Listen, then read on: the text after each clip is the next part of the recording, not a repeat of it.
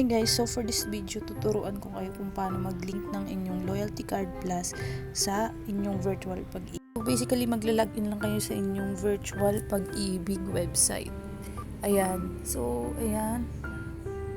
Wait lang natin. Naglo-loading pa lang kasi. So, ayun guys, yung data privacy, paki-check na lang and then proceed. Saka siya papasok sa ating main menu.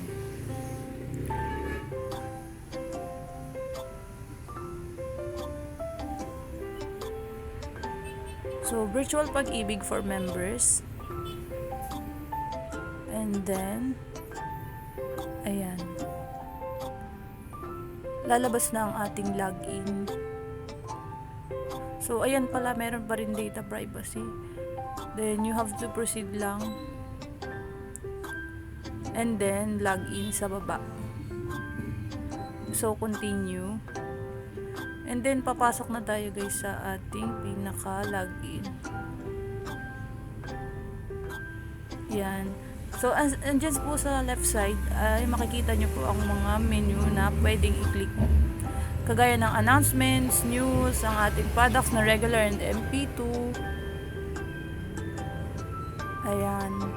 Then, so, pag-scroll nyo lang sa baba, makikita nyo yung Loyalty Card Plus. So, i-proceed nyo dyan.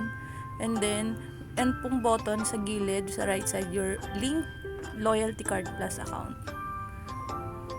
Then, partner bank. Drop-down menu is, sa account ko is Asia United Bank lang yung nakalagay. Then, you have to input your card number. Likod nyo yan makikita ng inyong physical card. So, ito yung 16-digit number. So, proceed. And then, your one-time PIN will be sent to your registered mobile number. Kasi yung binigay yung number, doon sila magsisend ng OTP.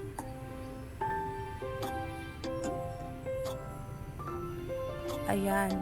So, paki-input na lang yung magte-text sa inyong na-registered na number.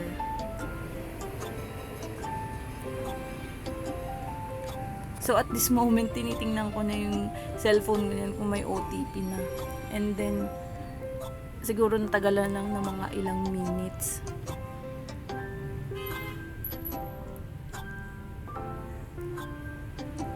Ayan guys, ganito ang itsura niya ng text ni Pag-ibig. Ayan, Pag-ibig Fund.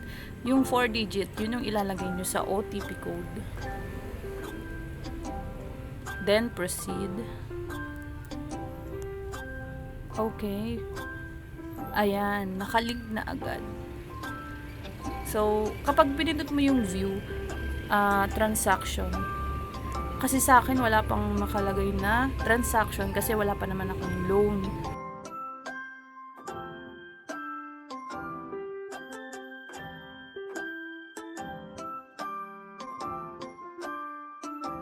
Pangalawa ko na tungkuha ng Pag-ibig card kasi yung una kong card is nawala siya. However, wala na kayong magagawin sa inyo virtual pag-ibig, pwede nyo na po siyang i-log out.